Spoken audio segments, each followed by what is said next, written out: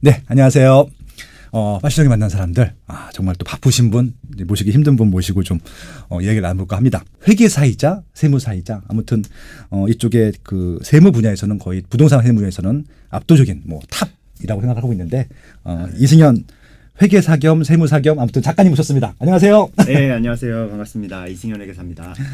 제가 설명드린 것 중에 틀린 거 없죠? 뭐 약간 네. 굉장히 높게 쳐주셔서 제가 못 읽어야 모르겠습니다. 진짜 글도 너무 좋고 저는 이분이 너무 좋은 게 뭐냐면요. 늘 경청해 주세요. 그리고 이제 진짜 진지하게 상대방의 편에 서 가지고 뭔가 해결해 주시려는 모습들이 되게 좋았었거든요. 네, 감사합니다. 예, 가끔 행사를 가면은 앞뒤로 가끔 할 때도 있어가지고 인사만 했었는데 이렇게 또 같은 자리에서 또 인사를 나누는 게 처음이네요. 아무튼 오늘도 좀 좋은 말씀 부탁 좀 드리겠습니다. 네네. 알겠습니다. 책이 나오셨어요. 부동산 절세 안정 정보인데 이게 그럼 기존에 있는 세무책과 좀 다른 점이 있다면 어떤 게 있을까요? 사실 아까 말씀해 주신 것처럼 이 일반인들이 접하는 세무책을 네. 세무사들이나 회계사들이 쓰는 게 아니라 네. 오히려 일반적인 투자자분들이 쓰셔서 베스트셀러가 된 경우가 많았어요. 그렇죠. 사실 그런 부분이 좀 안타까운데 네. 세무사들이 이렇게 직접 부동산 투자를 하지 않으시는 분들이 많다 보니까 투자자분들이 궁금해하는 부분들을 속 시원하게 좀 이렇게 긁어드려야 되는데 네. 너무 세무적인 딱딱한 책들만 많이 네. 쓰신 것 같아요. 그래서 요번에 이제 집필 의도는 일반인들이 부동산을 사고 팔 때 좀 조심하셔야 되는 부분, 또 세금적으로 억울하게 돈을 내지 않도록 하는 그런 부분을 쉽게 쓴 책이라고 볼 수 있고요. 네. 네, 그래서 아무래도 뭐 부동산에 투자를 시작하시려는 분이나 아니면 기존에 이제 뭐 내가 다주택인데 세금 부담이 크다. 그래서 고민하시는 분들이 한 번쯤 읽어보시면 좀 절세에 도움이 되는 책이 아닐까. 네. 그렇게 생각을 합니다. 아무튼 부동산 투자에 있어서는 혹은 뭐 실거주라 하더라도 그렇죠. 꼭 읽어보셔야 될 그런 내용이 담겨 있다는 말씀이신 거죠? 네네, 예, 알겠습니다. 그리고 실제 또 투자를 하시기도 하시고요. 또 다양한 또 상담 사례가 또 많으셔갖고요. 제 주변의 지인들은 다 이승현 세무사님한테 자문하는 것으로 알고 있습니다. 일단 지금 이제 그 부동산 세금이 세 파트가 있잖아요. 네. 취득할 때 취득세, 그렇죠. 보유 있으면 보유세, 네. 이제 나중에 양도했을 때 양도 차익이 나면 양도소득세를 내야 되는데 그렇죠. 지금 다주택자 입장에서 보면은 양도소득세가 너무 좀 규제가 큰 것 같아요. 맞습니다. 예. 근데 양도소득세가 점점 규제가 강해지고 있죠. 네. 최근에 어디까지 왔어요? 일단 예전에는 말씀하신 네. 것처럼 우리가 2018년도 4월 1일 이전에는 2018년도 4월 1일. 그렇죠. 예. 그 전에는 다주택자라고 해서 네. 뭔가 세율을 더 낸다든가 네네. 이런 규제들이 없었어요. 근데 2018년 4월 1일을 기준으로 네. 이제 조정 대상 지역이라는 거를 네. 만들었고 조정 네. 대상 지역 안에 다주택자가 주택을 팔 때 네. 2주택자는 10%를 중과세합니다. 네. 그리고 3주택 이상자들은 20%를 중과세해요. 그럼 중과세라는 게 그 전 기준은 몇 프로였어요? 원래 우리가 양도세는 6에서 42% 양도 6에서. 차익에 따라서 이제 점점 차익이 클수록 높은 세율을 매기는데요. 그럼 궁극적으로 얘기하게 되면은 2주택자는 52%까지, 그렇죠. 3주택자 이상은 62%까지. 그럼 번 거보다 내는 게 더 많은 거네요. 그렇죠. 여기에 네. 그 양도세 10% 지방세 소득세가 또 붙거든요. 또 붙어요? 그럼 네. 최대 몇 프로까지 나가는 거예요, 그럼? 62%에 예. 10%가 더 붙으니까 68.2%가 최고 세율이죠. 와. 거의 한 70% 정도는 세금을 네. 낸다. 네, 그러네요. 그럼 지금 이제 조정 대상 지역은 다 이 정도 다주택자 같은 경우 3주택 이상이면 그렇죠. 내고 있어서 여기까지 왔는데 여기다 더 규제가 나올까요? 일단은 양도소득세 관련해서는 조정 대상 지역에서는 그 거의 뭐 규제가 다 나왔다라고 보시면 돼요. 그렇죠. 지금 거의 70%에 가까운 양도세이기 그렇죠. 때문에 네. 생각해 보시면은 다주택자가 뭐 강남에 있는 10억 양도 차익이 난 집을 팔았다라고 네. 했을 때 내야 될 세금이 6억 4천만 원이 넘어요. 그러네요. 그러면 이게 뭐 거의 70% 가까이를 나라에 내는 세금이 되기 때문에 3억 남네. 10억 벌면. 그렇죠. 예. 뭐 매도할 때 복비라든지 그렇죠, 이런 그렇죠. 거래 비용들도 있으니까 예. 뭐 차 떼고 포 떼면은 남지 않는다 이렇게 보시면 되고요. 네. 근데 조정 대상 지역 안에서 지금 규제를 하는 거잖아요. 그렇죠. 그래서 이 조정 대상 지역이라는 거는 그 지역별로 금액 부동산 값이 오르면은 바로 또 지정을 추가로 합니다. 그렇죠, 그렇죠. 네. 지금 뭐 용인 수지라든지 네네. 뭐 의왕이라든지 이런 것도 가격이 이제 오르니까 바로 또 추가 지정을 하는 거거든요. 그러면 이게 기준이 그 이제 추가 지정을 하잖아요. 지정한 네. 날부터 양도하는 건 다 해당되는 거예요. 그렇죠. 그 전에 했던 것도 상관없이 양도 날짜로. 우리가 양도일이라고 하면 보통 잔금일을 잔금이죠, 기준으로 그렇죠. 하는데 예. 억울하신 분들이 있어요. 네네. 예를 들어 예. 나는 매도 계약을 이미 했어. 그리고 계약금을 그렇죠. 받았어요. 그렇죠, 그렇죠. 예. 근데 막 그 다음 날 음. 조정 대상 지역이라고 딱 발표가 나는 겁니다. 그러니까 예를 들어서 지금 2018년 4월 1일인데 그렇죠. 계약은 3월 달에 했어. 그쵸. 잔금은 4월 말이야. 이런 네. 경우 어떻게 해야 돼요? 그러니까? 그런 경우에는 예. 이 중과세를 시키지 않아요. 아, 진짜. 예. 계약만 하면. 예. 지금도 그래요? 지금도 그렇습니다. 그래서 네.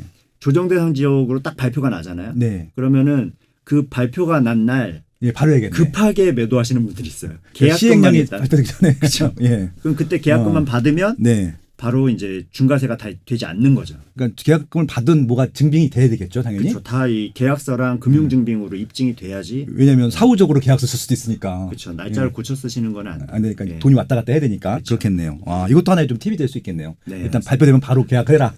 급하게 부동산으로 달려가셔야죠. 일단은 그래서 지금 68.2%까지 낼 수 있기 때문에 아마 이 부분이 가장 큰 고민이실 것 같거든요. 네. 그래서 결국은 이제 많은 투자자들이 고민하고 있는 게 그럼 이것들을 좀 줄일 수 있는 방법이 없을까라고 네. 하는 것들. 결국은 이게 다 주택자들 규제이기 때문에 어떤 방법이 보통 있어요? 이렇게 말씀하신 방법 중에서. 예를 들어 뭐 2주택 이상, 3주택 이상자가 돼서 내가 다주택자다라고 네네. 하시면 이 매도하실 때 순서가 굉장히 중요해져요. 아, 내가 여러 채를 갖고 있지만 그 중에 어떤 거는 조정 대상 지역이 아닌 주택도 있고, 그렇죠, 그렇죠. 뭐 어떤 건 조정 지역이고, 뭐 또 물건에 따라서 양도 차익이 큰 주택도 있고, 뭐 마이너스 손실을 보고 있는 주택도 있을 수 있잖아요. 네네. 그래서 우선은 이 지역으로 따지면은 조정 대상 지역이 아닌 지역에 있는 주택부터 매도를 하시는 게 좋아요. 아, 그렇구나. 그거는 그냥 일반 과세인 거죠? 그렇죠. 다른 지역에 집이 있다 하더라도. 네, 뭐 다주택자도 심지어 집이 100채 있어도. 100채 있어도 비조정 지역 주택을 어. 팔 때는 중과세가 안 됩니다. 그래서 네. 일반 과세로 먼저 주택을 팔아서 네. 이 주택 수를 줄이시는 게 좋고요. 그리고 줄여서 이제 나머지 맨 마지막 한 채는 예. 또 비과세를 받으실 수가 있어요. 1세대 1주택이시면. 아, 이게 투기적이어도. 그렇죠. 아, 그러네. 예. 예, 그래서 우선 비조정 지역도 팔고 양도 차익이 큰 주택 같은 경우는 네. 마지막에 매도하셔서 비과세를 받고 네. 이렇게 파시는 게 기본적인 매도 순서고요. 네. 또 우리가 손실을 본 주택이나 네. 차익을 본 주택을 한 해에 파시면은 세금이 줄어듭니다. 아, 이게 또 상세라 그러나요? 그런 게 네. 되는 건가요? 우리 차익이 나면 양도 차익이라고 차익이 하고 그렇죠. 예. 예, 손실이 나면 양도 차손이라고 하고 차손. 예. 차익과 차손이 한 해에 같이 있으면 네. 이걸 통산을 시켜줍니다. 통산. 예. 예. 그래서 합산해서 마이너스 뭐 1억이 손실을 본 부동산을 팔았다. 네. 그리고 나서 그 해에 1억이 다시 플러스 차익이 난 부동산을 팔면 이 차익이 난 부동산에 대해 세금을 안 내요. 그만큼 이제 그렇죠. 플러스 마이너스 제로기 때문에. 이게 되게 중요한 포인트인 것 같은데 왜냐하면은 이게 전국이 다 오른 게 아니거든요. 심지어는 서울도 빠진 데가 있어요. 예.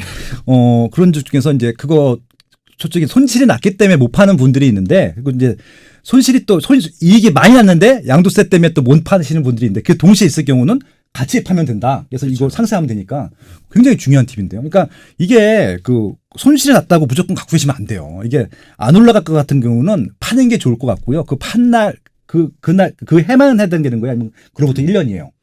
같은 해에만. 같은 해에만. 그럼 2020년이면 2020년에다 끝내야 되는 거죠. 예. 예. 그러니까 차손이 난 부동산을 연말쯤에 파시게 되면은 그 차손을 써먹을 기간이 별로 없습니다. 그러네. 이건 또 그러네요. 예. 아, 판날짜부터 한 1년이 아니라 이건 그냥 회계연도구나. 11월에 파셨어도 12월 말이 되면 그 차손이 사라져버려요. 일단은 그러면 팔아놓고 1월 달에 예. 그렇게 하면 1년 동안 활용할 수 있는 거네요. 그렇죠. 어. 그리고 이제 많은 분들이 좀 헷갈려 하시는 부분 중에 하나인데 네. 이런 질문 많이 하세요. 내가 상가를 팔았는데 네. 이게 마이너스 1억 손실을 본 거예요. 상가는 또 엄청 많죠, 또 이게. 예. 네. 근데 주택이 차익이 난 걸 팔고 싶은데 이 상가의 차손과 예. 주택의 차익이 예. 이거 통산이 됩니까? 같은 부동산인데 안 됩니까? 어떻습니까? 됩니다. 됩니까? 예. 종류를 가리지 않아요. 예. 야, 부동산이라면 된다는 거예요? 토지든 예. 상가든 주택이든 어. 다 통산이 가능하고요. 네네. 심지어는 네. 그 골프장 회원권 있죠. 아, 골프장 회원권도 준 부동산으로 치는 거예요, 그럼? 예. 어. 그래서 예전에 골프장 회원권 좀 비싸게 사신 분들이 많죠. 엄청 많아요. 손해 보신 분들이 꽤 많은데. 잘 나갈 때. 어. 골프 회원권 잘 나갈 때. 예. 그렇죠. 그게 마이너스 막 몇천만 원씩 차손을 보셨는데 이 주택이랑 그 골프장 회원권을 같이 팔아서 이 주택의 양도세를 안 내는. 그런 게 또 뭐 있어요? 중부동산 또 뭐 있어요? 막, 우리가 뭐 그 콘도 회원권 뭐 이런 네. 것들. 아, 콘도 회원권. 예. 이런 시설물에 대한 회원권들도 다 부동산이랑 통산을 해줍니다. 차는 안 돼요, 차? 차는 안 됩니다. 중고차가 싸기 때문에. 예. 아무튼 준 부동산이라 할 수 있는 거 어떻게 보면 권리가 되겠네요. 예. 예, 그런 것들은 아마 이게 차손이 생기기 때문에 그런 것들을 상세하게 되면은 양도세 추진에 좀 도움이 되겠다. 이거 다 합법인 거죠? 뭐 불법 같은 거 이건 말씀하신 거? 다 합법이고요. 예, 예. 또 이게 마찬가지로 차손이랑 차익 합산하는 것처럼 네. 차익과 차익이 있어도 합산을 하거든요. 한 해 동안에 1월 1일부터 12월 31일까지 판 부동산의 네. 이익을 다 더하기 때문에 여러 채를 파시면은 차익이 올라가서 세금이 많아져요. 그렇겠죠. 예, 그러신 분들은 해를 나눠서 파시는 게 좋죠. 아, 이게 아무튼 회계연도기 때문에 네, 1월 1일부터 12월 31일까지 하는 거죠? 그렇죠. 예. 그러니까 잔금의 기준이니까 네. 12월 31일 날 뭐 A 부동산을 팔고 예. 1월 1일 다음에 1월 1일 날 B 부동산에 잔금을 치려면 네. 이 두 개가 따로 계산됩니다. 그러니까 그거 이렇게 또 1년에 한 번씩 하게 되면 250만 원씩인가 또 해주는 거 있죠. 그렇죠. 기본 공제도 2번 받으실 수 있어요. 그것도 회계연도당 한 번씩 하는 거죠. 네. 그럼 그것들도 그러니까 어설프게 12월 달에 다 파는 것들보다는 12월 달에 하나 팔고 1월 달에 파는 게 낫다는 게 두 개 팔려면. 예, 그렇죠. 그러네요. 야, 이거 재밌다. 그리고 이게 예. 양도세를 계산하는 거는 네. 부부라 그래도 인별로 계산을 해요. 아, 양도세는 또 인별입니까? 네. 어. 우리가 뭐 비과세 1세대 1주택 이런 걸 따질 때는 세대별로 보지만 네. 실제 양도세를 계산할 때는 인별이니까 음. 부부가 공동 명의로 샀던 집을 팔 때 단독 명의 집보다 네. 세금이 보통 더 적죠. 아. 왜냐하면 차익이 전체가 1억이면 쪼개니까. 예. 5천 5천으로 부부가 어. 쪼개지고 네. 또 아까 기본공제 250만 원도 인별로 줘요. 아, 그래요? 그럼 네. 500이네? 그렇죠. 오. 남편 250, 부인 250. 야, 그래서 네. 500을 받으실 수가 있으니까 네네. 세율도 더 낮아지고요. 아, 요즘 공동명의를 많이 하는 이유가 그런 네. 경우도 있겠구나, 진짜. 이게 보유세도 좀 혜택을 보나요? 보유세에서는 재산세는 사실 공동명의라고 해서 줄어들진 않아요. 네, 그러면 이거는 일단 같은 금액을 그냥 둘로 나눠낸다라고 보시면 되는데 네. 우리가 그 다주택자가 무서워하는 게 종합부동산세거든요. 그렇죠, 그렇죠. 재산세는 집을 한 채만 가지고 있어도 나오지만 종합부동산세는 인별로 해서 공시가격 6억 원이 넘는 이제 좀 부자들만 내는 세금인데 그렇죠, 그렇죠. 이걸 계산할 때도 사람별로 6억씩을 빼줍니다. 아, 종부세도 6억씩. 네. 아, 그러니까 양도소득세가 국세인가요? 양도소득세는 국세, 양도소득세랑 예. 종합부동산세는 국세예요. 아, 그럼 국세는 인별이고 예. 지방세는 이게 합산인가 봐요. 꼭 그렇지는 않겠지만.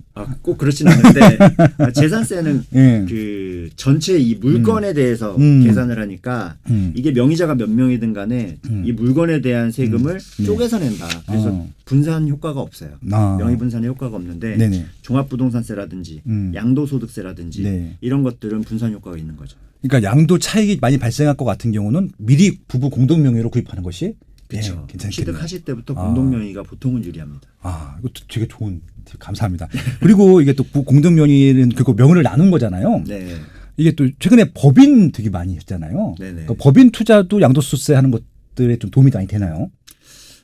이거는 개인이 주택을 팔면 보통은 양도소득세로 과세를 하는데 법인이 주택을 샀다 팔면은 네. 전혀 체계가 달라져요. 그래요. 양도소득세라는 말은 개인한테만 있는 거고요.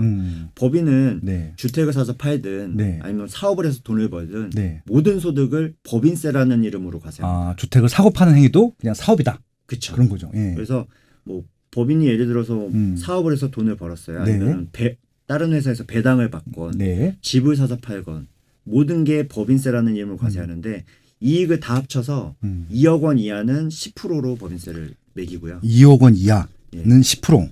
예. 예. 그리고 2억 원이 넘는 부분에 대해서는 네. 20%예요. 20%. 오. 아까 우리 양도세 생각해 보면 네. 최고가 62%였잖아요. 그렇죠. 예. 근데 법인세는 10% 20%밖에 안 하니까 이 양도소득세율과 법인세율만 따지고 보면은 네. 법인이 훨씬 더 세금을 적게 내게 되겠죠. 아, 여긴 그럼 주택이라 하더라도 뭐 중과되거나 그런 게 없어요?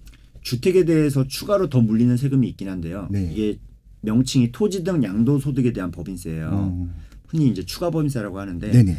이 기본적인 법인세 외에 음. 법인이 주택을 거래했다. 네. 그러면은 그 양도 차익의 10%를 추가 법인세로 물립니다. 그러니까 뭐 집을 2억 이하의 차익에서 샀다 팔았다라고 하면은 법인세 10%에 추가 법인세 10% 네. 해서 20% 정도를 내시는 거예요. 그러면 아까 그 20%라고 하면은 30%가 되는 거네요. 그렇죠. 2억이 초과되는 그렇죠. 부분은 20% 더하기 10% 해서 30%가 되시는 거죠. 그래도 개인이 하는 것들의 일반 세율에 포함 그 금액 수준밖에 안 되는 거네요. 그렇죠. 이게 양도소득세 기본세율인 네. 6에서 42%를 기준으로 법인세랑 비교하면 어느 정도 이게 비슷하거든요. 네. 근데 이 양도세 중과세가 들어오다 보니까 네. 개인들을 더 규제하다 보니까 중과세 되는 케이스에서는 법인이 오히려 상대적으로 유리해진 거죠. 아, 그래서 최근에 법인 이런 투자 수가 굉장히 급증한 이유가 좀 양도소득세 이거 중과 때문에 그렇죠. 그렇게 되는 거네요. 양도소득세 중과세 때문에 예. 법인으로 취득하는 게 이제 2018년 4월 1일부터 저희가 개인의 네, 그쵸, 그쵸. 양도세 중과세가 들어왔잖아요. 네네. 그 이후부터 이제 법인이 늘기 시작했고요. 음. 올해 사실 들어서 네. 굉장히 더 폭발적으로 늘어나고 있거든요. 올해요? 예. 그 이유는 네. 사실 양도세뿐만 아니라 취득세와 관련이 있어요. 취득세. 예. 예. 지금 올해 1월 1일부터 예. 개인들은 1세대 3주택자가 네. 추가로 한 채를 더 사서 4채가 되면 그렇죠. 이제 취득세율이 심하면 4배가 됩니다.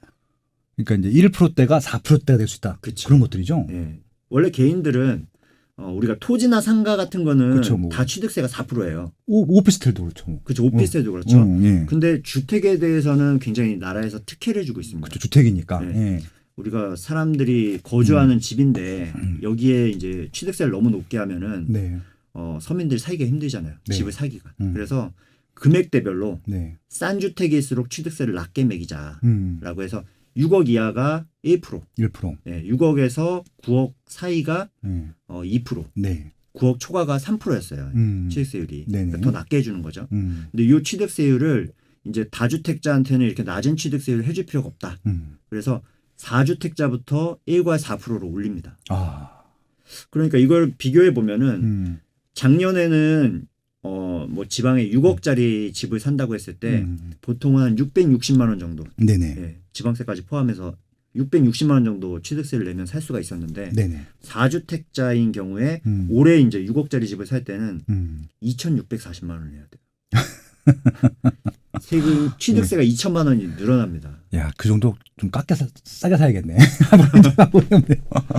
이렇다 야, 보니까 예. 이제 다주택자분들이 추가로 주택을 취득할 때 개인으로 이제 엄두가 안 나는 거죠. 근데 법인으로 사게 되면 좀 혜택이 있는 거예요? 법인은 현재 네. 이 주택수에 따른 이렇게 4%씩 높게 매기는 세금이 적용이 안 돼요. 그럼 법인으로 사게 되면 몇 프로예요? 그냥 1.1%, 2%, 3% 금액대에 따라서 똑같이. 예. 그럼 뭐 4주택 이상이라도. 그렇죠. 주택수에 대한 제한이 없기 때문에 네, 금액에 따라서 또 그냥 차등하는 거 똑같이 적용한다. 중과가 없다는 얘기죠. 그렇죠. 그럼 법인은 결국은 취득세도 유리하고 양도세도 유리하기 때문에 네. 지금 많이 폭발적으로 증가했다. 네. 아, 그렇구나.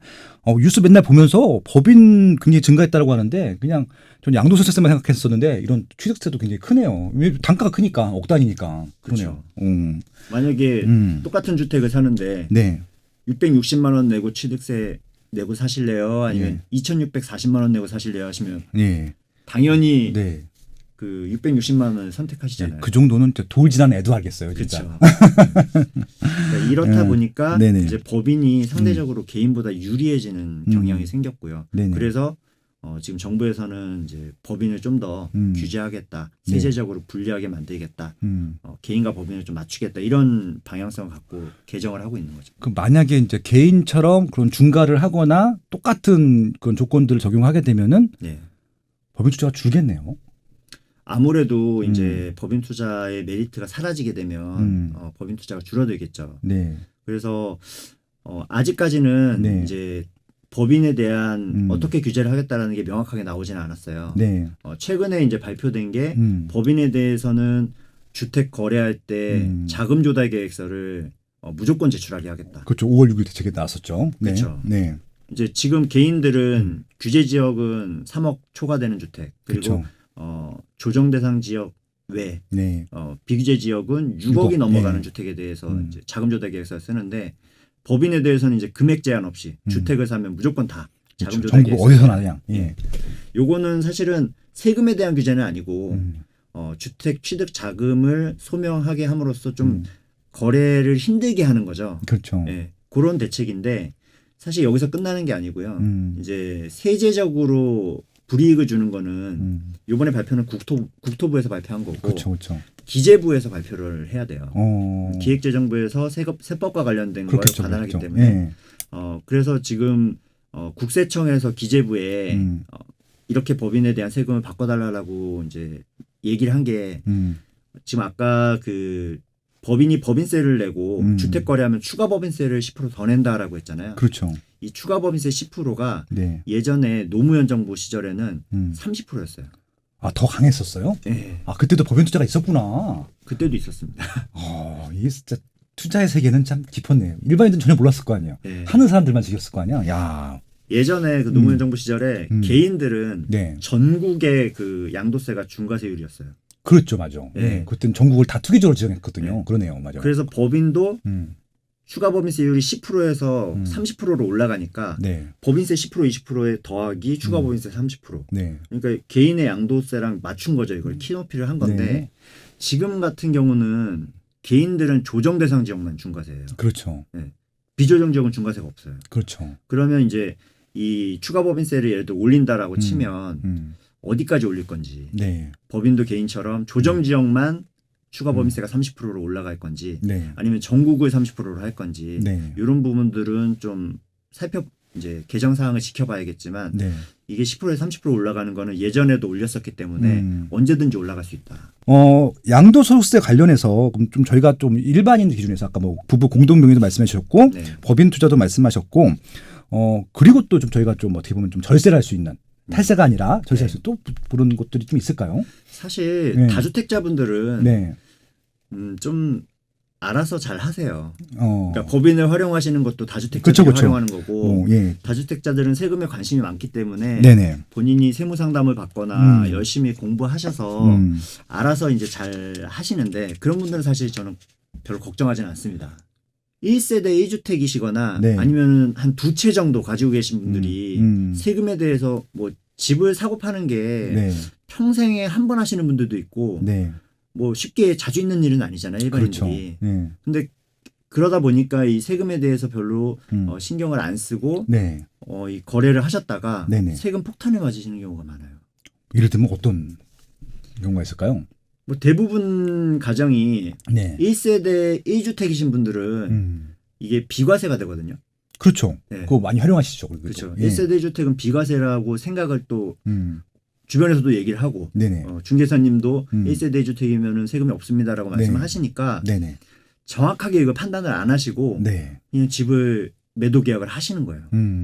근데 따져보니까 이 비과세 요건이 안 되는 거죠. 어떤 경우에 비과세 요건이 안 되나요? 정말 이게 사례가 다양한데 네. 예를 들어 1세대 1주택자는 이 세대 내의 주택이 한 채여야 돼요. 네네. 근데 나는 1주택인 줄 알고 팔았는데 네. 나도 모르게 우리 집에 누군가 유주택자가 한 명이 더 들어와 있는 겁니다. 세대 원 중에. 그렇죠. 예. 이게 뭐 극단적으로 얘기하면은 배우자가 주택을 산지 모르는 경우도 있고요. 요즘은 행방을 따로 해야 되기 때문에. 부부간의 이런 재산에 대한 대화를 많이 안 하시다 보니까 그렇죠. 나는 집을 팔았는데 예. 배우자가 집에 한 채 있는 거예요. 그러니까 이게 되게 가능한 게 싼 주택들은 몰라요. 특히 이제 처녀 때 그러니까 결혼하기 전에 그쵸. 부모님들이 대충 명의를 옮겨놓는 경우가 있거든요. 예. 시세가 얼마 안 되니까 신용도 안 쓰고 있는 거죠. 어차피 죄를 다 주고 있으니까 그런 경우 진짜 있어요, 맞아요. 예. 그렇죠. 아니면은 그 배우자가 본인이 집을 산 게 아닌데 예. 명의를 빌려드리는 경우가 있어요. 아니 그 경우가 진짜 많대요. 부모님 아니면 지인들이 보통 그렇게 해요. 그쵸. 예, 가끔 가다가. 예. 야, 너 주택 없으니까 너 명의로 한 채 하자라고 해서 뭐 부모님이 사는 거를 자녀 명의로 그쵸, 사는 그쵸. 경우도 있고 자녀가 사는 걸 부모님 명의로 사는 경우도 있어요. 근데 예. 내 거라고 내 돈이 들어가지 않았으니까 내 거라고 생각을 안 진짜 하잖아요. 몰라. 예. 모르죠. 근데 예. 그렇게 기존에 있던 집을 네. 파셨다가 나중에 이제 비과세가 안 되는 케이스들도 있고요. 네. 또 전입을 네. 뭐 예를 들어 뭐 처남이라든지 음. 장인어른 장모님 네네. 이런 분들도 사실 같이 전입이 돼 있으면은 다 해 있어야 되는데 그렇죠. 그런 분들이 갖고 계신 주택을 네. 이제 우리 주택이라고 생각 안 하고 네네. 다주택자 상태에서 파시는 거죠. 음. 네, 그런 케이스들이 많기 때문에 네. 혹시 음. 내가 모르는 전입이 있을 수 있으니까 그렇죠. 비과세를 생각하신다면 반드시 양도 전에 전입세 대여를 한번 띄워보시라.